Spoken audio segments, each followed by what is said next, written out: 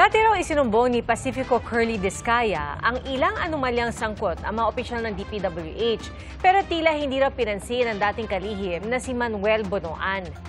Ginisa rin si Discaya sa pagdinig sa kamera at kaugnay sa pagtaas ng kita ng kanilang pamilya mula 2017. Saksi, si Marizo Mali. Dito sa kaso na ito, ang sinungaling ay asawa ng magnanakaw. Kaya ito po talaga yung nakikita natin. Maanghang ang mga salita ni Pasig City Mayor Vico Soto laban sa mag-asawang Discaya sa pagdinig kanina ng House Infrastructure Committee. Nakalaban ni Soto si Sara Discaya sa pagkaalkalde nitong nakaraang eleksyon at sa Pasig nakabase ang siyam na construction business ng kanilang pamilya. Punto ni Soto, maging maingat sa mga maririnig mula sa mga Discaya. Kahapon po sa statement, sa sworn statement po nila, ay na 2 to 3% lang daw ang kinikita nila sa bawat kontrata. Obvious naman po, nakasinungalingan ito. Binanggit din ni Soto na sa pamamagitan ng isang common friend ay nagtangka umano si Curly Discaya na mag-schedule ng pakikipag-usap sa kanya. Hindi ko alam exactly kasi hindi naman natuloy yung meeting, pero may nabanggit doon na state witness. They have hundreds, if not thousands, of government contracts.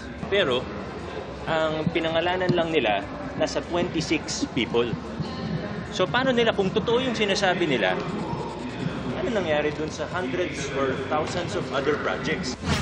Inusisa ng mga kongresista si Discaya kung may papangalanan pa siyang mga nakatransaksyon niya.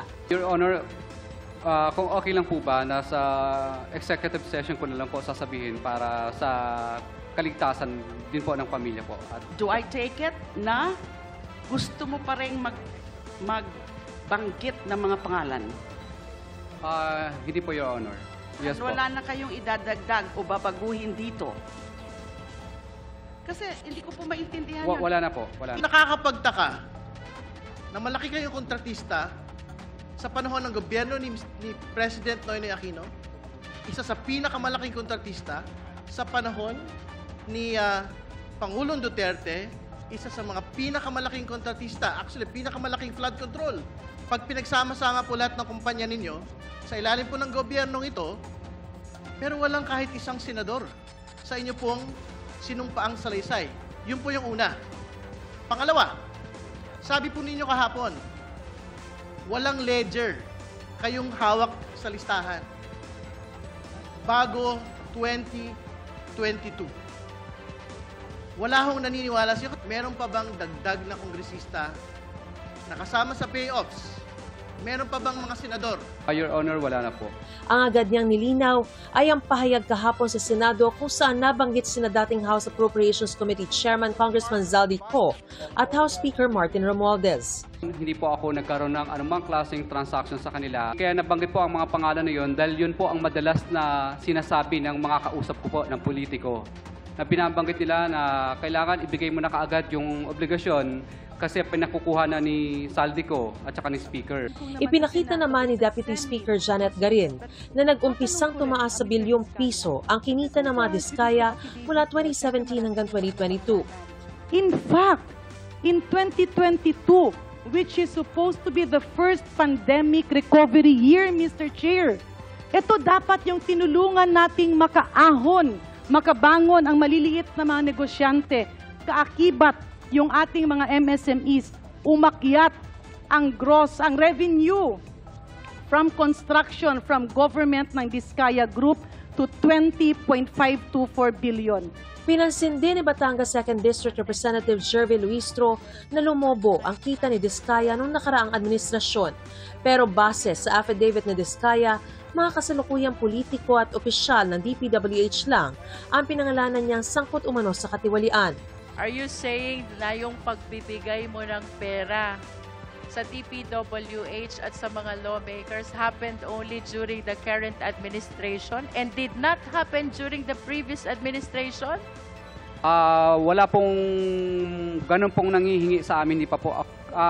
Wala po, pero nilalabanan po namin sa tunay na bidding po. Nagpapadyaryo po kami. Bigay. Sabi ni Diskaya, napilitan lang siyang masangkot sa anomalya para may pagpatuloy ang kanilang hanap buhay. Pinapa-terminate daw kasi ang kanilang mga kontrata kapag hindi sila nagbigay.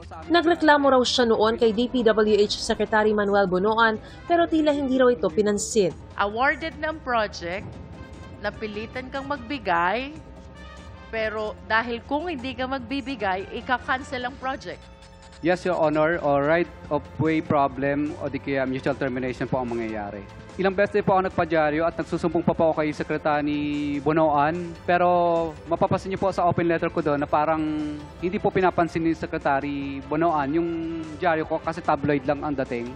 Kalaunan, sinabi ni Diskaya na may mga nagtangkaring hingian sila ng pera noong nakaraang administrasyon pero hindi raw sila bumigay noon, kaya hindi niya ito inilagay sa kanyang affidavit. Sa patuloy na pag-udyok ni Luistro na magbigay siya ng pangalan, may binanggit na pangalan si Diskaya. Director Samson Hebra po. Humihingi ng pera sa inyo. May inuutusan lang po siya na kailangan ay magbigay po at may pinakukuha. Pero hindi po kami pumayag. Magkano hinihingi?